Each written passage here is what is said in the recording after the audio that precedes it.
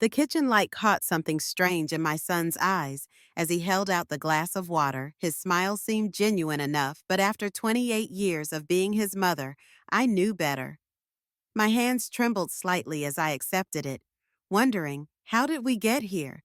To this moment where my own child might be trying to poison me.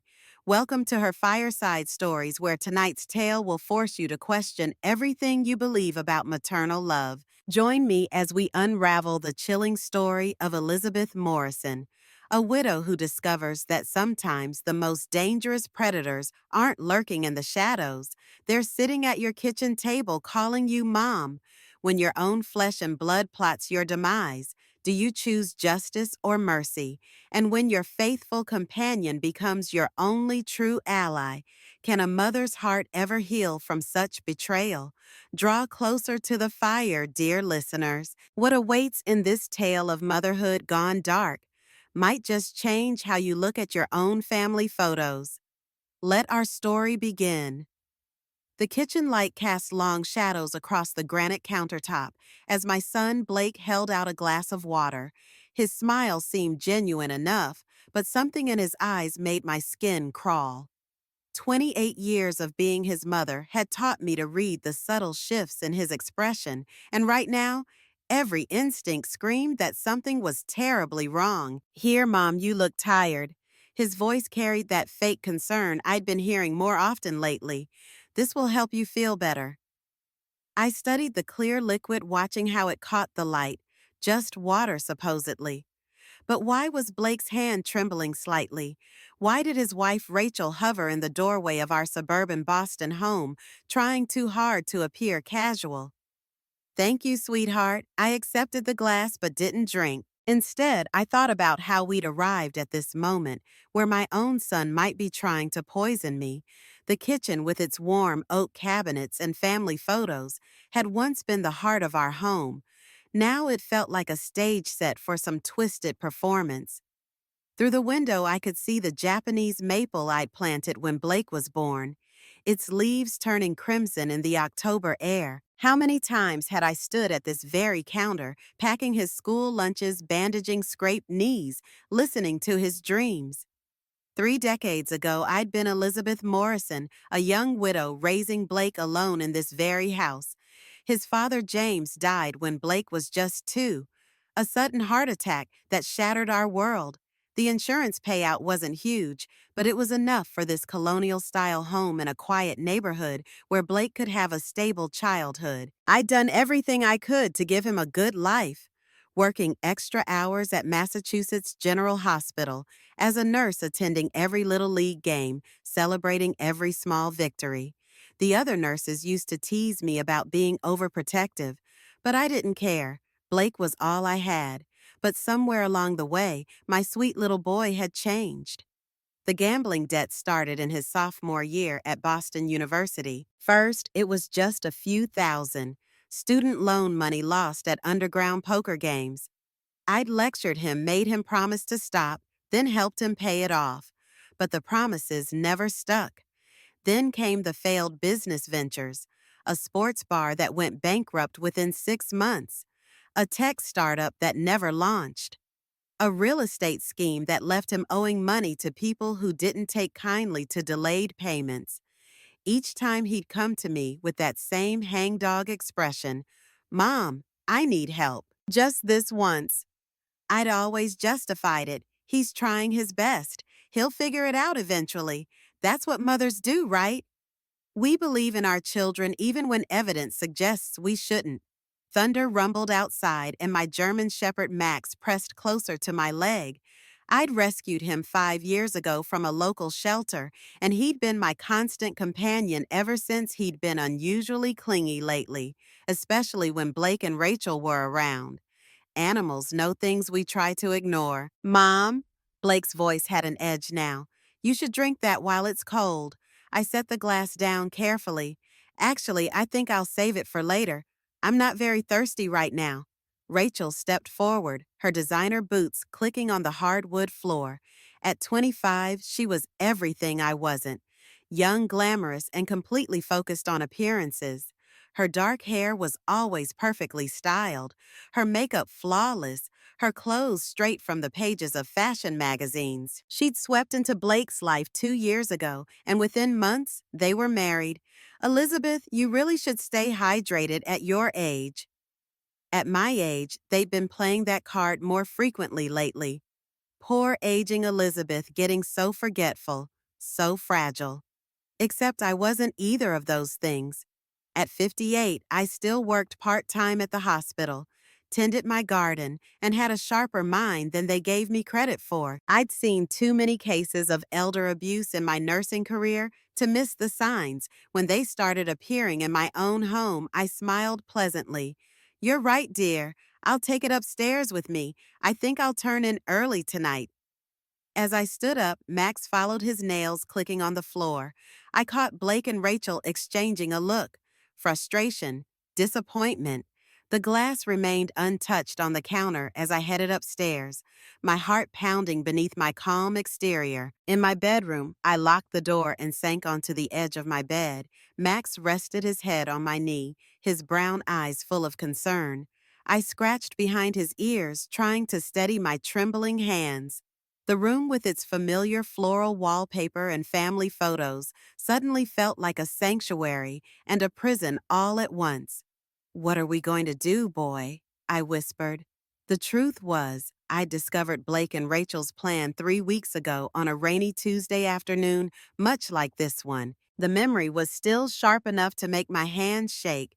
I'd been folding laundry in the upstairs hallway when I heard them arguing in the guest room, which they'd claimed as their temporary bedroom. Something in Rachel's tone made me stop outside the door. "The policy's worth $2 million, Rachel had hissed. "We just need to make it look natural. A fall, maybe, or an accidental overdose. She's already getting older." My own son's voice had replied, "I know, babe, but we have to be careful. No one can suspect anything." "We don't have time to be careful. The collectors are breathing down our necks. Do you know what Joey said would happen if we don't pay soon?" There was a pause, then Blake's voice lower now. "Don't talk about Joey. I'll handle him. Like you handled the last debt.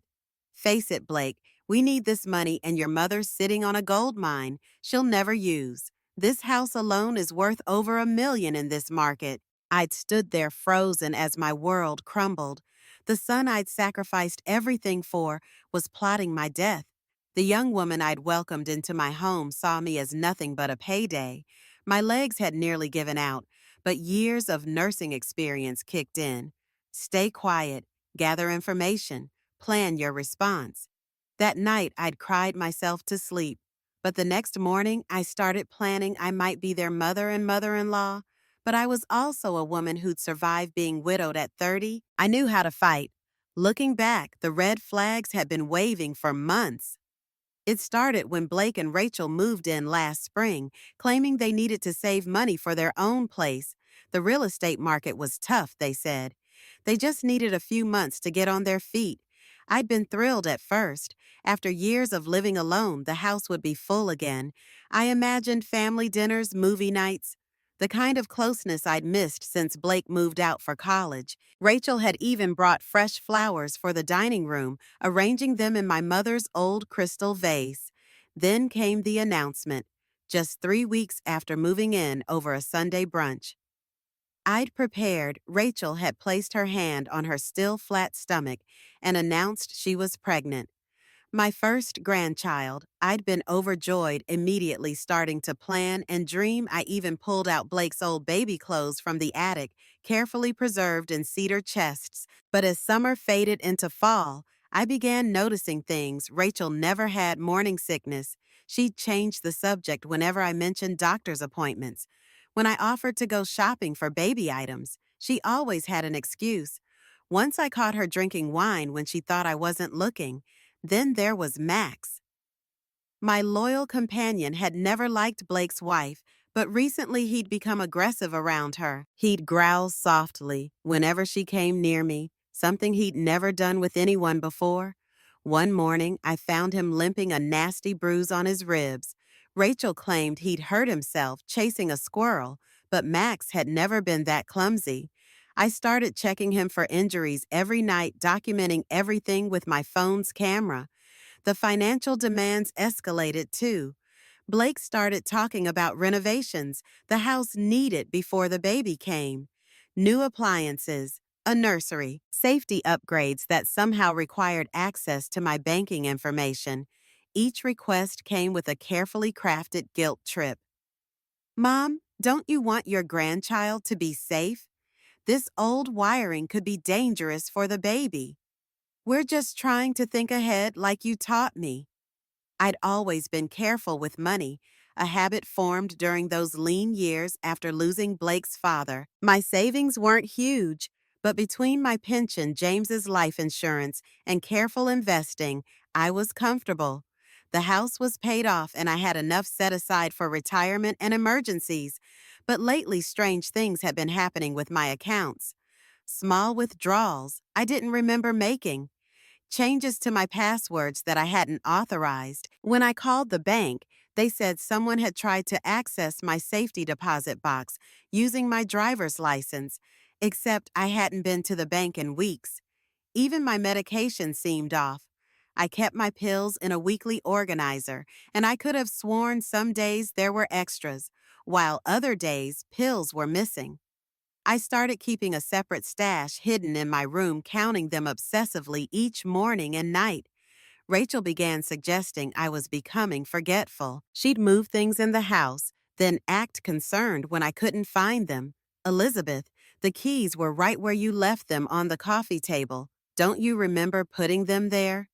Small things, really, but they added up to a pattern I recognized from my years in healthcare: signs of gaslighting, attempts to make me doubt my own mind, classic tactics used against elderly victims. One afternoon, I overheard Rachel on the phone in the garden, her voice carrying through my open bedroom window.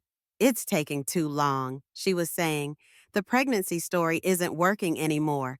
No, she's sharper than we thought. Yes, we have the policy, but I know what Joey said, but we can't rush this." Joey, the same name from their argument.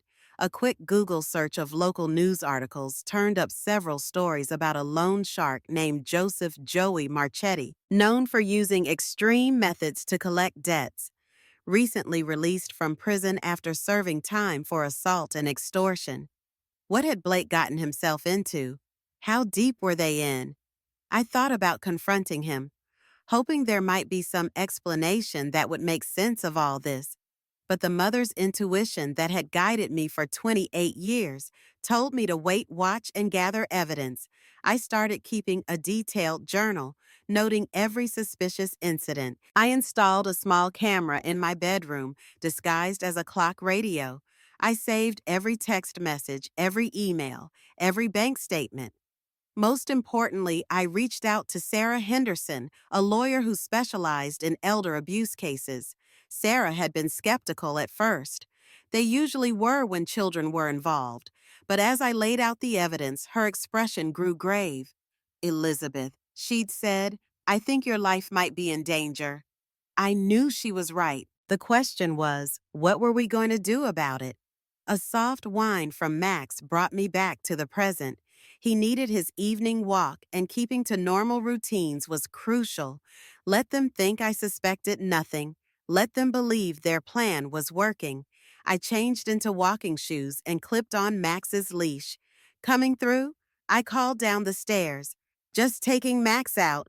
Rachel appeared at the bottom of the stairs, that artificial smile plastered on her face. "Want some company?" "No thanks, dear Max, and I enjoy our quiet time." As I stepped into the crisp evening air, I felt Rachel's eyes on my back. She was probably wondering why I hadn't touched the water, calculating their next move, but I had moves of my own to make. Tomorrow, I would meet with Sarah again. We needed to accelerate our counterplan before Blake and Rachel got desperate. People like Joey Marchetti didn't give second chances, and I had a feeling time was running out. Max tugged at his leash, eager to start our walk. Smart dog. Keep moving forward. That's all we could do now. The next morning dawned cold and gray. I left early, telling Blake and Rachel I was going to my book club. Instead, I drove to Sarah Henderson's downtown office, my evidence file tucked securely in my bag. The familiar Boston skyline loomed through the fog buildings like dark sentinels against the pale sky. Sarah's office was on the 15th floor of a sleek high-rise overlooking the harbor. The space spoke of success, floor-to-ceiling windows, elegant artwork, comfortable leather chairs. But it was Sarah herself who commanded attention. Though younger than me, she carried herself with the confident authority of someone used to handling difficult cases. "Lock the door," she instructed as I entered. "We need privacy for this." I spread my evidence across her mahogany desk. Bank statements showing unauthorized access attempts. Photos of Max's injuries, recordings from my hidden camera. The life insurance policy documents I'd obtained through Marion, my contact at the insurance company. "They're getting impatient," I explained, playing the most recent recording. Blake and Rachel's voices filled the room, discussing various accident scenarios. Sarah's expression darkened as she listened. "This is serious, Elizabeth. Have you considered going to the police?" I shook my head. "Not yet. They're too smart to leave obvious evidence. Besides," I hesitated. "There's something else. Someone named Joey Marchetti." Sarah's head snapped up. "The loan shark. You know him?" She stood moving to close the blinds before continuing. "I represented one of his victims last year. The man had borrowed $50,000. When he couldn't pay, Joey's people broke both his legs." She turned back to me. "How much does Blake owe him?" "I don't know exactly, but from what I've overheard, it's substantial." Sarah began pacing her heels, clicking on the hardwood floor. "This complicates things. Marchetti's people won't just go away if Blake and Rachel fail. They might come after you directly." The thought sent a chill down my spine. I'd been focused on the threat from inside my home, but there were darker forces at work. "What are my options?" "Legally, we can file for a restraining order, but that won't stop Marchetti. We could go to the police, but without concrete proof of their plans." She trailed off, then sat behind her desk again. "Tell me about this hiking trip they're planning." I explained what I'd overheard. Their plans to take me to Blue Hills Reservation, a popular hiking spot south of Boston. They mentioned something about steep trails, making it look like an accident. "It's clever," Sarah admitted. "Hiking accidents happen all the time, especially to older people hiking alone. Except I won't be alone. They'll be there to make sure I have my accident." Sarah's eyes narrowed. Unless we use their plan against them." She outlined a counterplan, bold, dangerous, but possibly our best chance. We'd need help private investigators recording equipment witnesses. Most importantly, we'd need to coordinate with someone inside the police department who could be trusted. "I know a detective in the major crimes unit," Sarah said. "Michael Chen. He specializes in complex fraud cases. More importantly, he's incorruptible. Marchetti's tried to buy him off before." We spent the next hour refining the details. Sarah made calls arranging for surveillance equipment and private security. I provided detailed layouts of the hiking trails marking possible ambush points. "What about Max?" Sarah asked. "He could be a liability if they get desperate." She was right. Max was my protector, but he was also vulnerable. "Can your assistant take him temporarily, just until this is over?" Sarah nodded. "Lisa loves dogs. She can keep him at her place in Cambridge." She leaned forward, her expression serious. "Elizabeth, are you sure about this? It's incredibly risky. More risky than living with people who want me dead." Just then, Sarah's phone buzzed. She glanced at the screen, her face tightening. "Detective Chen's here? And Elizabeth, he's brought some interesting information about your daughter-in-law." Detective Michael Chen was not what I expected.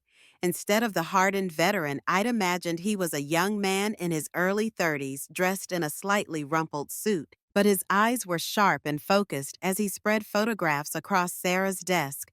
"Rachel Wilson," he said, tapping one photo.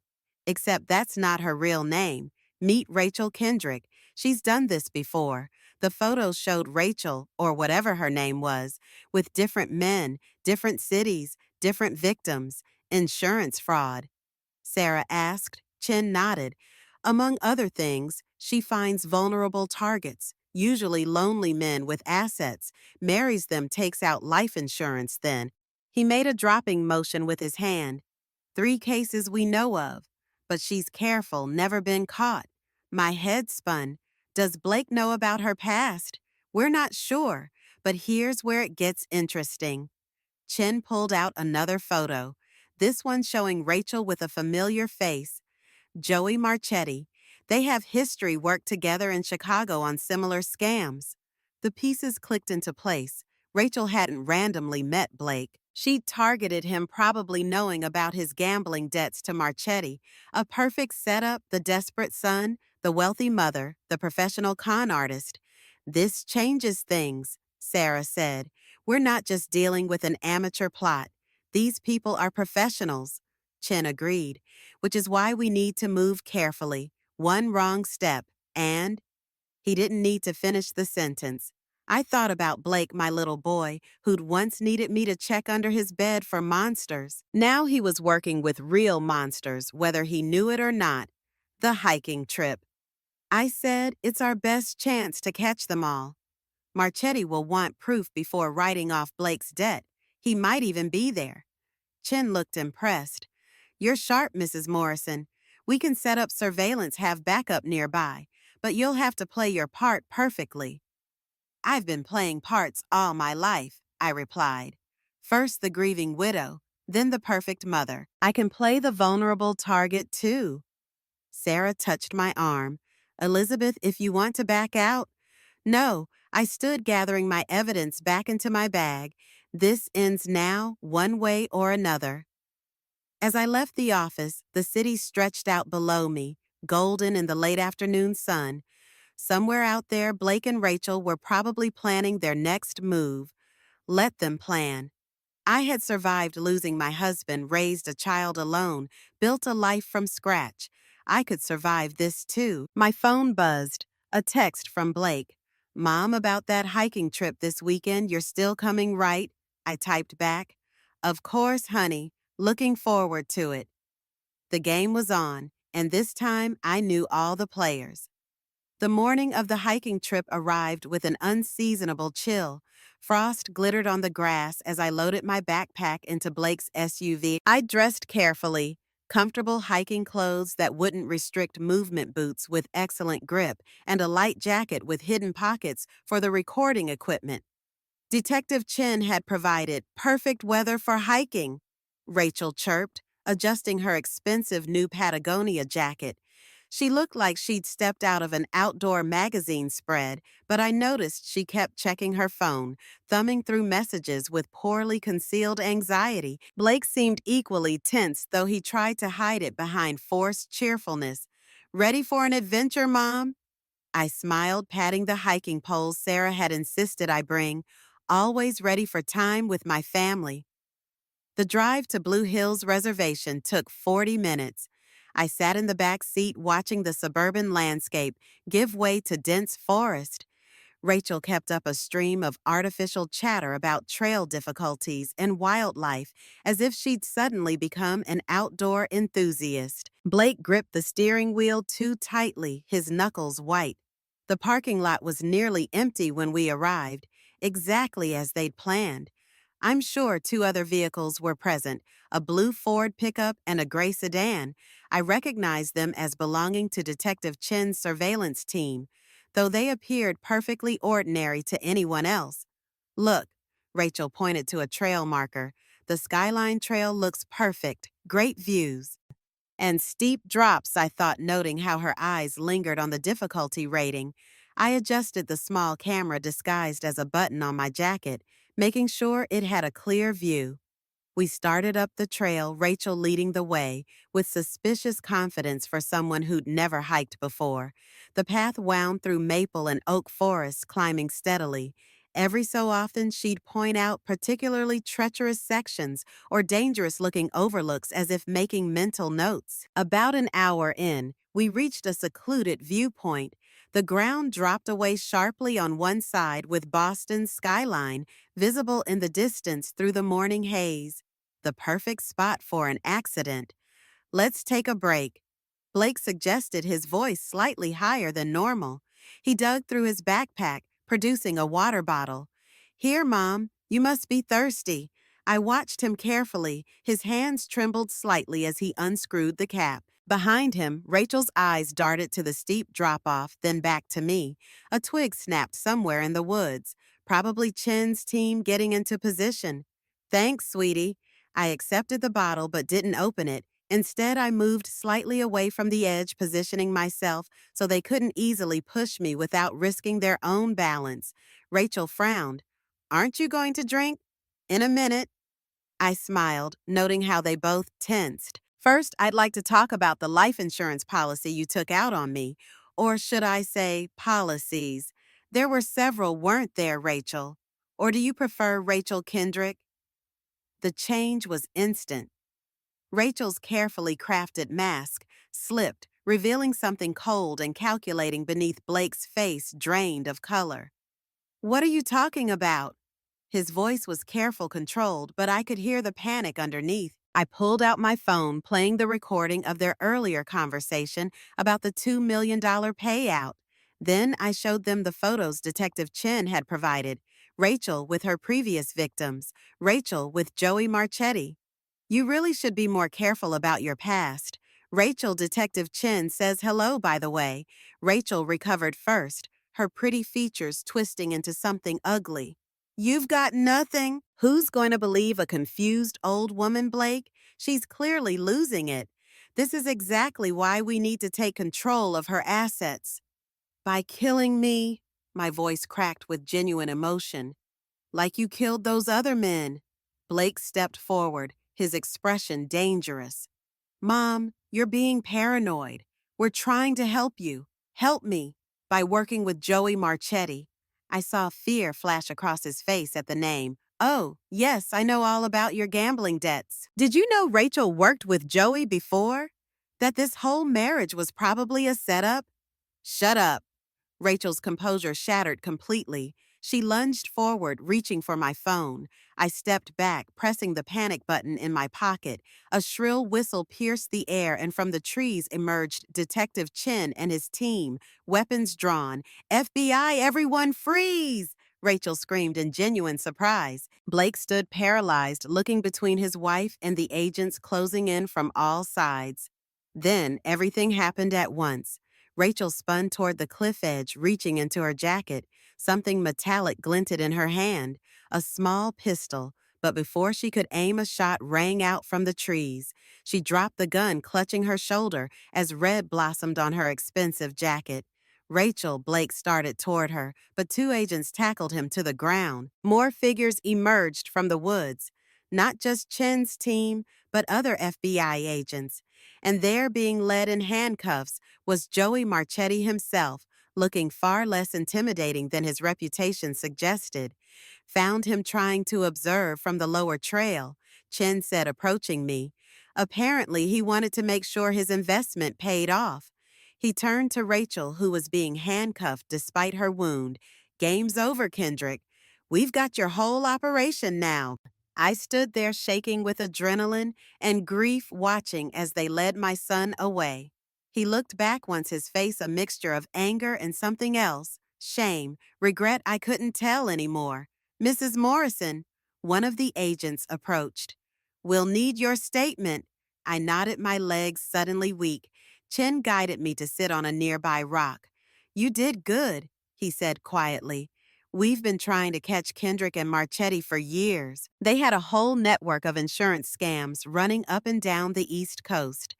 And Blake, was he part of it from the beginning? Chen's expression softened. We're still investigating, but from what we can tell, he was initially just another mark. The gambling debts to Marchetti, the introduction to Rachel, it was all orchestrated. Once he was in deep enough, they gave him a choice: help set you up or face the consequences. It wasn't much comfort, but it was something. My son was weak, easily manipulated, but perhaps not entirely lost to darkness. Sarah appeared from the trail slightly out of breath. Elizabeth, are you all right? I managed a weak smile. I'm alive. That's something. She hugged me, then stepped back to watch the scene unfold. FBI agents were photographing the area collecting evidence, leading the suspects down the trail. My quiet suburban life had somehow turned into a crime scene. What happens now? I asked Chen. Now we build our case. Insurance fraud conspiracy to commit murder, illegal gambling operations, possession of illegal firearms. He shook his head. They'll be away for a long time. I looked out over the Boston skyline, the city where I'd raised my son, where I'd built my life, where everything had nearly ended today. The morning haze had cleared, revealing a bright autumn day. I'd like to go home, I said finally, and I'd like to see my dog. Sarah squeezed my hand. Lisa's bringing Max to your house. And Elizabeth, you're not going back to that house alone. Not tonight. I nodded, too tired to argue. We made our way down the trail, leaving behind the evidence markers and crime scene tape. Somewhere in the distance, I heard sirens. More law enforcement arriving to clean up the mess my family had become. My phone buzzed. A text from the hospital where I still worked part-time. Heard what happened. Take all the time you need. We're here for you. Small kindnesses. They would help rebuild what trust remained. The weeks following the arrest passed in a blur of police statements, legal meetings, and sleepless nights. Sarah insisted I stay with her for the first few days, her guest room becoming a sanctuary where I could process everything that had happened. Max never left my side, his steady presence anchoring me when memories threatened to overwhelm. The story made headlines across Boston. Insurance scam ring busted at local park. Widow helps FBI catch professional con artists. Mother's intuition saves her life. Reporters called constantly wanting interviews asking for details about Rachel's past victims. Probing into Blake's involvement, Sarah fielded them all, protecting me from the media circus. Detective Chen kept me updated on the investigation. The scope of Rachel's operation was larger than anyone had suspected. Working with Marchetti, she'd orchestrated similar schemes in 5 different states. 3 of her previous marks had died in accidents, while 2 others had survived attempted murders. The insurance payouts had been laundered through a network of shell companies. Your son, Chen said during one of our meetings at the FBI field office, claims he didn't know about the previous victims, says he only learned about Rachel's true identity after he was already in too deep with Marchetti. I sat in the sterile interview room clutching a paper cup of mediocre coffee. Do you believe him? Chen spread photographs across the table, surveillance shots of Blake meeting with Marchetti bank records text messages. Partially. The evidence suggests he was initially just another target. Marchetti used his gambling debts to pressure him, then introduced him to Rachel Classic Honey Trap. But he still agreed to, I couldn't finish the sentence, to help kill you. Chen's voice was gentle but firm. He claims they threatened him, said they'd hurt you anyway if he didn't cooperate. But he had choices.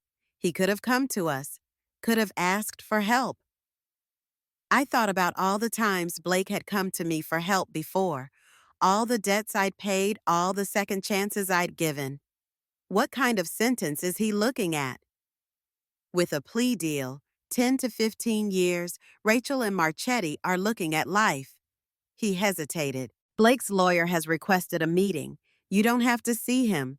But I did have to see him. I needed to understand. The meeting took place at the county jail under supervision. Blake wore an orange jumpsuit that made him look smaller. Somehow younger, his face had the hollow look of someone who hadn't slept in days. Mom, he started, then stopped, seemingly at a loss for words. I studied him through the plexiglass barrier. This was my son, the baby I'd nursed, the boy I'd raised, the man who'd planned my death. Why Blake? He stared at his hands. I never meant it wasn't supposed to be like this. Tell me how it started, the truth this time. And so he did. The gambling had begun in college. Small bets at first, then larger ones as he chased his losses. By graduation, he owed Marchetti over $50,000. That's when Rachel appeared beautiful and sympathetic, offering a solution. She said no one would get hurt, he whispered. Just some insurance paperwork, maybe a small accident, enough to get a settlement. He looked up, eyes red. I didn't know about the others. I swear I didn't know she'd killed people. But you knew she planned to kill me. He flinched. They said they'd make it quick, painless, and if I didn't help, Marchetti would do it anyway, but make it worse. You could have warned me. We could have gone to the police together. I was afraid, his voice cracked. God, Mom, I was so afraid. And then once it started, I couldn't see a way out. I thought about fear, about choices, about the long road that had led us here. I was afraid too, I said finally. Afraid my own son wanted me dead. He started to cry, then silent tears running down his face. Part of me wanted to comfort him, to reach through the glass and hold him like I had when he was small, but that part of our relationship was gone, shattered like trust. I'm sorry, he said. I know it doesn't mean anything now, but I'm sorry. It means something, I replied, but it doesn't fix anything. Back at Sarah's house that evening, I sat in her garden watching Max chase squirrels in the fading light. Sarah brought out tea and sat beside me. How are you holding up? I don't know. I wrapped my hands around the warm mug. I keep thinking about James, Blake's father. What would he think of all this? He'd be proud of how you handled it, Sarah said firmly. You survived. You protected yourself. That takes incredible strength. I thought about strength, about survival, about rebuilding from ashes. I'd done it before after James died. I could do it again. The next few days brought more revelations. Rachel's lawyer reached out offering information about other crimes in exchange for leniency. She detailed an elaborate network of insurance fraud, gambling operations, and money laundering. Blake's name appeared in some documents, but mainly as a pawn rather than a mastermind. Marchetti refused to cooperate, but it didn't matter. The FBI had enough evidence to put him away for decades. His operation was dismantled. His assets seized. His reign of terror over countless families finally ended. I received letters from Rachel's previous victims, or rather, from their families. They thanked me for helping bring her to justice, shared stories of their own lost loved ones. One woman whose husband had died in a suspicious hiking accident in Vermont sent a simple note. Now I know the truth. Thank you. The hospital where I worked offered me extended leave, but I chose to return part-time. Work provided structure, purpose, a reminder that I could still help others even while healing myself. Are you sure? My supervisor asked. No one would blame you for taking time off. I need this, I explained. I need to remember who I am beyond what happened. She understood the hospital had become my second family over the years, a community that supported me without judgment. My coworkers didn't treat me like a victim or a curiosity. They simply welcomed me back, included me in their daily routines, let me find my footing again. Sarah helped me sell the house. Too many memories, too many shadows. I found a smaller place closer to the hospital, a cottage with a fenced yard for Max, and a garden I could start from scratch. Something about planting new seeds felt right, watching life emerge from bare earth. One evening, as I sat on my new porch watching the sunset, Detective Chen stopped by. Just wanted to let you know, Rachel took the plea deal. She'll testify against Marchetti's entire organization. I nodded, processing this information. And Blake. 15 years with possibility of parole after 10, the judge took into account his cooperation and lack of prior criminal record. 10 years, a decade of holidays, birthdays, life events that would pass with my only child behind bars. Thank you, I said, for everything. Chen smiled slightly. You did the hard part. We just helped with the cleanup. He turned to leave, then paused. Mrs. Morrison, don't let this define you. You're more than what they tried to make you. As his car pulled away, I thought about definitions about identity, about the stories we tell ourselves. I was a widow, a mother, a nurse, a survivor.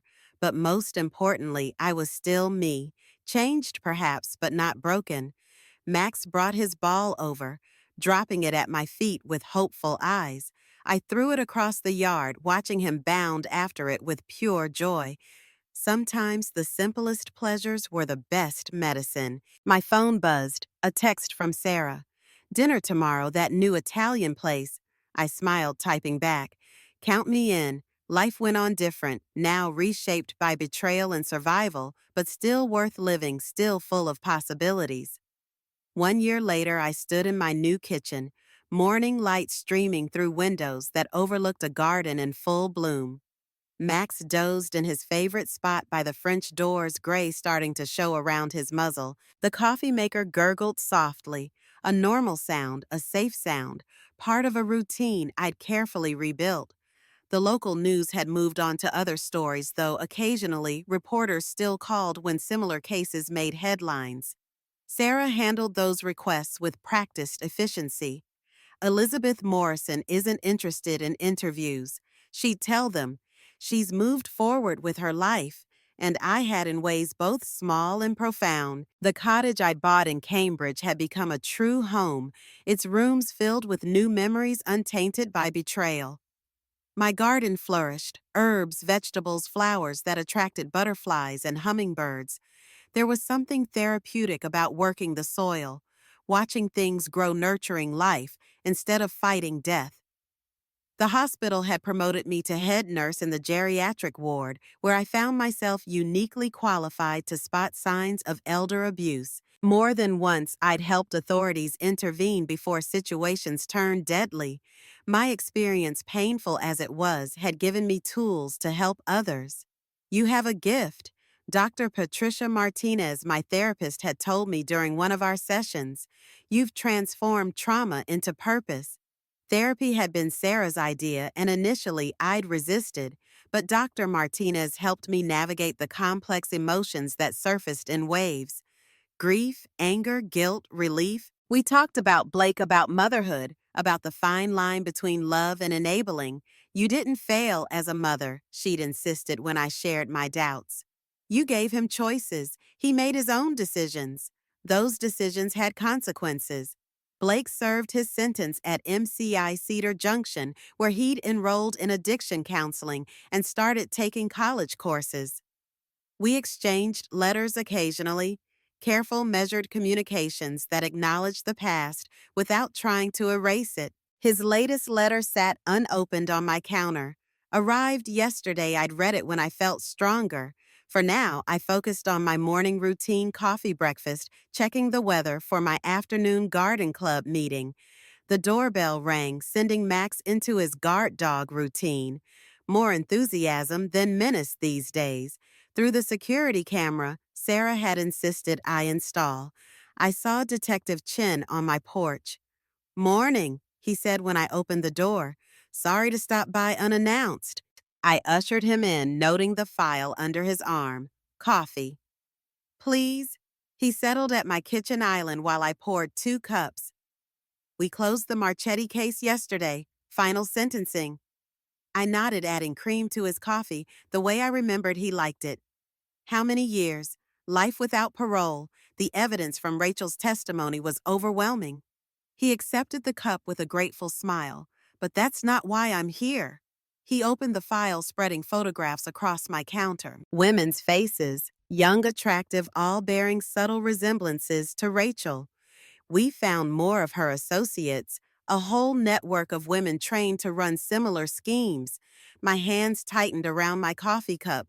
How many? 12 that we know of, operating up and down the East Coast. He paused. We'd like you to consult on the cases, help us identify patterns, warn potential victims. I studied the photographs, thinking about other families at risk, other mothers and wives being targeted. What exactly would consulting involve? Reviewing case files, helping train law enforcement to spot warning signs, maybe speaking at conferences. He looked up. Only if you're ready. We know it's asking a lot. Was I ready? I glanced around my kitchen, the safe space I'd created, the peaceful life I'd rebuilt. Then I thought about the letters from Rachel's previous victims' families, the relief in their voices when they finally understood what had happened to their loved ones. I'll do it, I said, but on my terms. No media, no public spotlight. Chen nodded understanding. Of course, whatever you're comfortable with. After he left, I sat in my garden, letting the morning sun warm my face. Max brought me his favorite toy, a well-worn tennis ball, and dropped it expectantly at my feet. My phone buzzed with text. Sarah checking in about our weekly dinner plans, my garden club coordinator confirming today's meeting, a nurse from work asking advice about a patient. Normal messages, safe messages. Proof that life could be rebuilt. I thought about the women in Chen's photographs, about the families they targeted, about the fine line between trust and vulnerability. My story could help others, could prevent more tragedies. Maybe that was the purpose behind all this pain. The afternoon brought clouds, then a gentle rain that made my garden smell like renewal. I finally opened Blake's letter. Dear Mom, the counselor here says I should tell you about my progress, but words feel inadequate. I dream about that day on the trail. Not the ending, but the moment you offered me a chance to choose differently. I was too weak then, too scared to take it. I understand now what real courage looks like. I saw it in you. I don't expect forgiveness. I don't even know if I deserve to ask for it. But I want you to know that I think about the strength it took for you to save yourself even from me. Especially from me. The courses here are helping. I'm learning about addiction, about patterns, about breaking cycles. Sometimes I think about Dad, about what he would say. Probably what you've been saying all along, that we always have choices. Take care of yourself, Mom. And thank you for showing me what survival looks like. Blake. I folded the letter carefully, tucking it away with the others. Outside, the rain had stopped. Max whined softly, ready for his afternoon walk. Okay, boy, I said, reaching for his leash. Let's go. We walked through my neighborhood, past houses, where I now knew my neighbors' names, along streets that no longer felt like escape routes. A young mother pushed a stroller, waving as we passed. The local barista called out my usual order before I reached the coffee shop door. Small moments, safe moments. A life reconstructed from the ashes of betrayal. Later that evening, as I prepared for my garden club meeting, I caught my reflection in the window. Gray hair I'd stopped dyeing, laugh lines I'd earned, eyes that had seen darkness but still found light. I was Elizabeth Morrison, widow, mother, survivor, protector. But most importantly, I was still becoming, still growing, still alive. Max pressed against my leg, ever faithful, ever present. Outside, my garden bloomed despite the morning rain. Inside, my home felt steady, secure mine. The past year had taught me that trust, once broken, never repairs quite the same way. But it also taught me that survival isn't just about breathing. It's about choosing to live fully even after betrayal. It's about finding purpose in pain, strength in survival, and hope in new beginnings. I picked up my garden club notes, checked the security system out of habit, and stepped out into the evening light. There would be other battles, other challenges, other moments of doubt. But I was ready. I had survived the worst betrayal imaginable and emerged stronger. Sometimes the deepest wounds come from those closest to us. Sometimes the greatest strength lies in saving ourselves. And sometimes, just sometimes, the end of one story becomes the beginning of a better one. As I drove to my meeting, the setting sun painted the sky in shades of promise. Ahead lay an evening with friends, a night of peaceful sleep, a tomorrow full of possibilities. Behind lay the shadows of what was, but they no longer had power over what could be. I was ready for whatever came next. And so ends our tale of Elizabeth Morrison, a story that proves sometimes the bravest thing a mother can do is save herself. Her journey from betrayal to resilience reminds us that strength often comes in unexpected forms, in a German shepherd's loyal eyes, in a neighbor's watchful care, in the courage to recognize when love becomes a weapon. I've seen your comments flooding in, and I'm deeply moved by how Elizabeth's story has touched so many of you. The questions she faced still echo. When does maternal love reach its breaking point? Can a heart truly heal after such intimate betrayal? And perhaps most haunting of all, how well do we really know those who call us mother? Next week, we'll venture into another tale of family bonds tested by darkness, the story of a grandmother's hidden diary that reveals a decades-old betrayal spanning 3 generations. What she wrote in those pages will challenge everything you believe about family loyalty. If Elizabeth's journey spoke to your soul, become part of our storytelling family by subscribing. Your presence here makes these fireside gatherings even warmer, and your stories in the comments remind us that we're never truly alone in our darkest hours. Before we part, let me leave you with Elizabeth's own words. Sometimes the deepest wounds come from those closest to us. But sometimes, just sometimes, the end of one story becomes the beginning of a better one. Until we meet again in the gentle glow of next week's fire, remember, trust your instincts, cherish those who prove their loyalty, and never underestimate the strength that lies within a mother's heart. This is her Fireside Stories, where every tale leaves an ember in your soul.